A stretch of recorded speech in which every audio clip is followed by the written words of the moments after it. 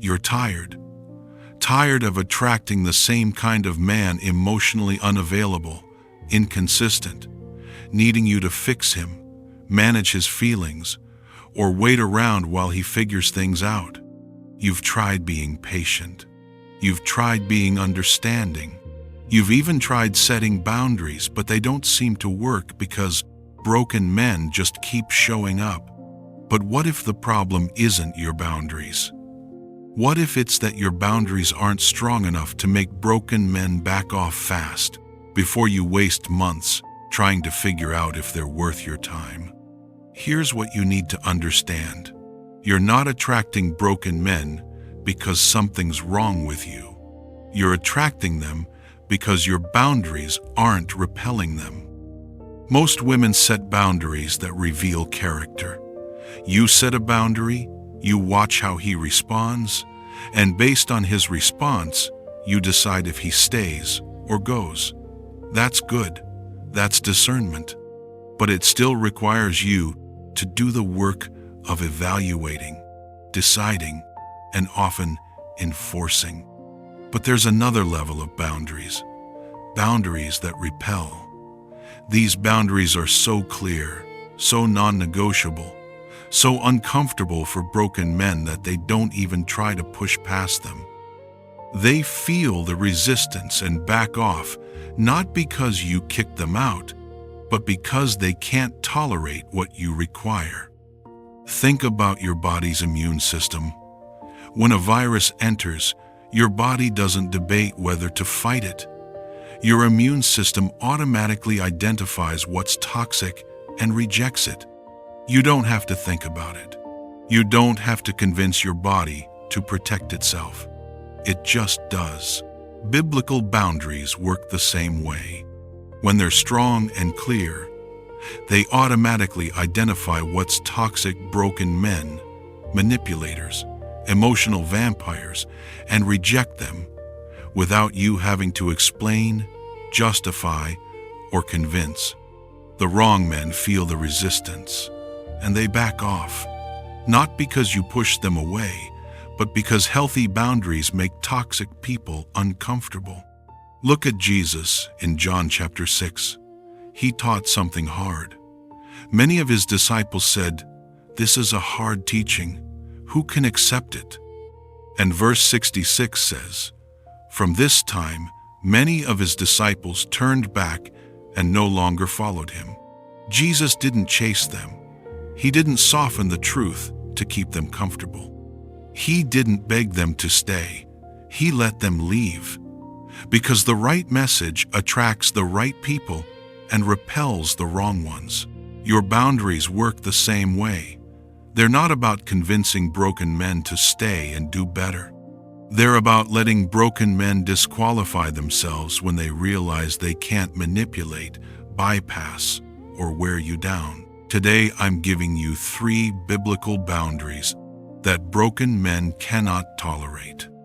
And when you hold them, wrong men will back off fast, not because you're harsh, but because toxicity can't survive where there's health. The first boundary is this: I need consistency, not intensity. This boundary says, I'm not impressed by grand gestures, love bombing, or intense emotions. I need steady, consistent presence over time. If you can't show up regularly without the drama, you're not ready for me. Broken men thrive on intensity because intensity hides inconsistency. They love bomb you in week 1. Flowers, constant texts. I've never felt this way before. Then they disappear in week 3. Then show up intensely again in week 5 when they need attention. The intensity makes you forget the gaps. It creates emotional highs that keep you hooked even when the relationship is fundamentally unstable. But when you set this boundary, broken men can't deliver, because consistency requires showing up when you're not in crisis. Texting back within reasonable time regularly, not just when they feel like it. Making plans and following through. being present even when it's boring or routine. Broken men can do intense, they can't do consistent. So when he's love-bombing you early on, you say clearly, "I appreciate the effort, but I'm more interested in consistency than intensity. I'd rather have someone who shows up steadily over time than someone who's all in one week and distant the next. That's what I need to feel safe." What happens? A healthy man will appreciate the clarity. He'll adjust. He'll show you consistent presence because he wants to build something real. But a broken man? He'll get defensive. "Why are you putting pressure on me? We just met." He'll accuse you of being too intense or moving too fast, projection. He'll disappear for a while, then come back with more intensity, hoping you forgot the boundary, and eventually he'll leave because he can't sustain consistency. You don't chase. You don't make excuses for him. You hold the boundary. If he can't show up consistently, he's disqualified himself. Proverbs 4:23 says, "Above all else, guard your heart, for everything you do flows from it." You're not guarding your heart by hoping he becomes consistent. You're guarding it by requiring consistency and letting him disqualify himself if he can't deliver. The second boundary: I won't manage your emotions. This boundary says, I'm not your therapist, your emotional manager, or your mother. I'll support you through hard seasons, but I won't carry emotional weight you're refusing to carry yourself. You need to handle your emotions like an adult. Toxic and broken men often look for women to process their feelings for them, regulate their emotions when they're upset, fix their problems, make them feel better about themselves, carry the emotional labor of the relationship. They need you to be their emotional support system because they haven't done the internal work to manage themselves. But when you set this boundary, toxic men panic because if you're not managing their emotions, they have to, and they're not ready to do that. So when he starts dumping emotional baggage, trauma, or expecting you to fix his feelings often happens early, you say, I care about you, but I'm not equipped to be your therapist or emotional manager. If you're dealing with heavy things, I encourage you to talk to a counselor or pastor. I'll support you, but I can't carry emotional weight you need to carry yourself. A healthy man will respect the boundary. He'll take responsibility for his emotions. He'll seek help when needed: therapy, mentorship, prayer. He'll come to you for support, not rescue. But a toxic man, he'll get angry. You don't even care about me. He'll accuse you of being cold or unsupportive. He'll try to guilt you. I thought you loved me. I've been through so much. He'll trauma dump harder to test if you'll break. And eventually, he'll leave because he needs someone who will carry him emotionally.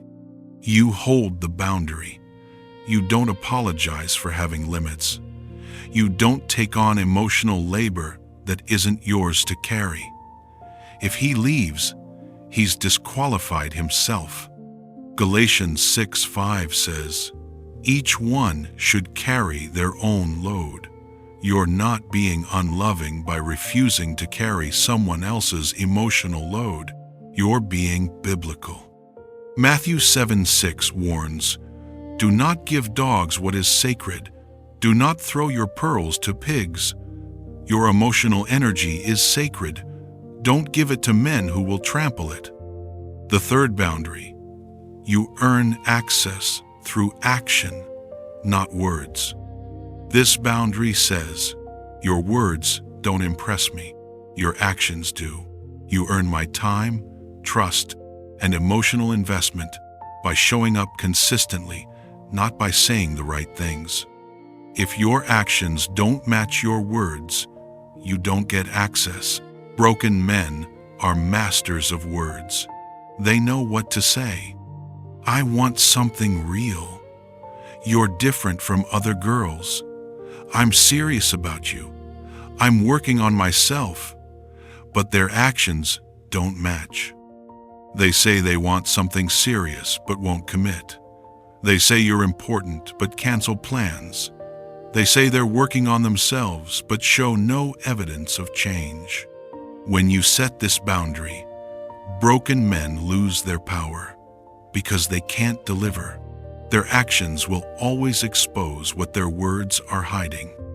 So when he's making promises, talking about the future, saying all the right things, especially early, you say, I appreciate what you're saying, but I need to see it in your actions. Words are easy.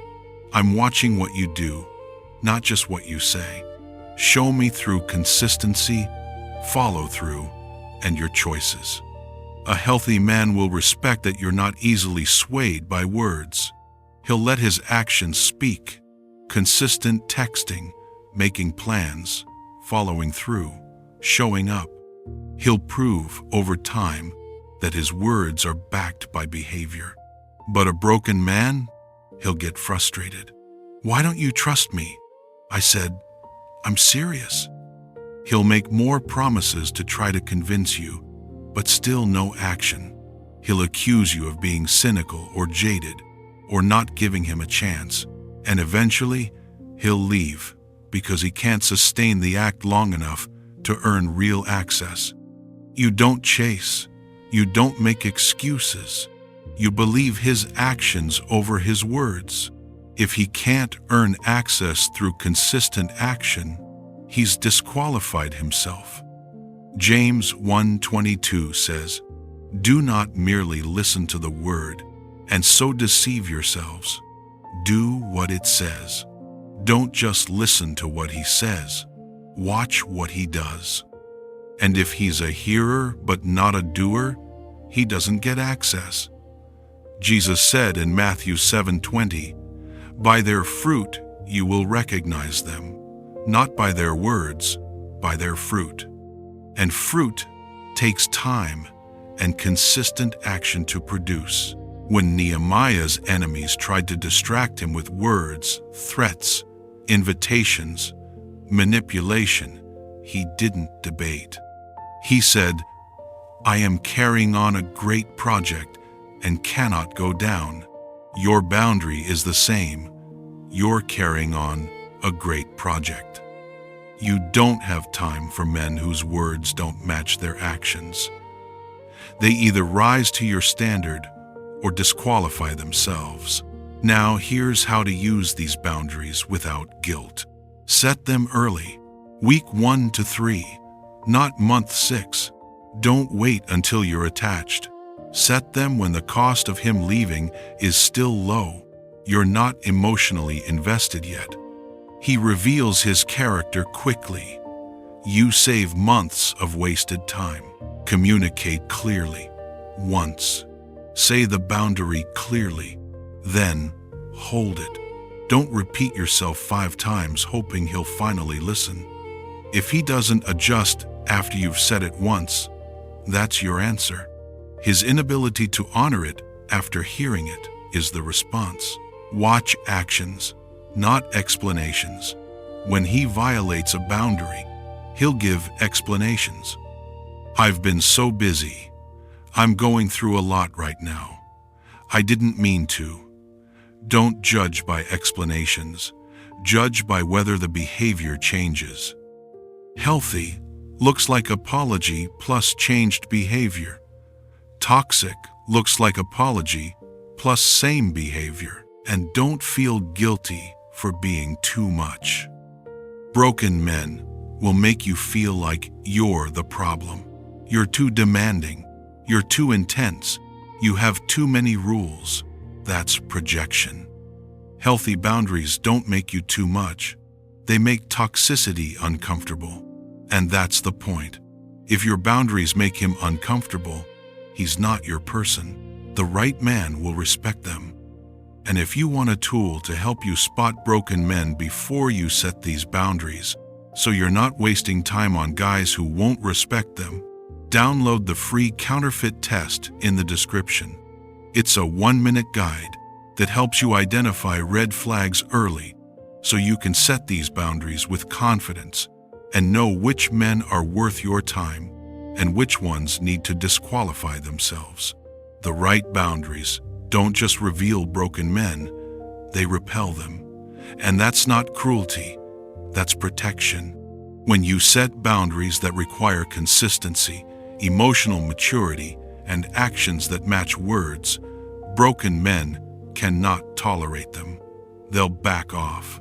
Not because you push them away, but because toxicity can't survive where there's health. You don't need to convince broken men to leave. You just need boundaries strong enough that they disqualify themselves.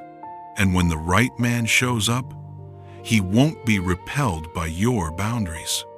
He'll be attracted to them because healthy men respect women who know their worth and guard their hearts. I will not apologize for boundaries that protect my peace. I will not lower my standards to keep broken men comfortable. The right man won't be repelled by my boundaries. He'll respect them. God bless you.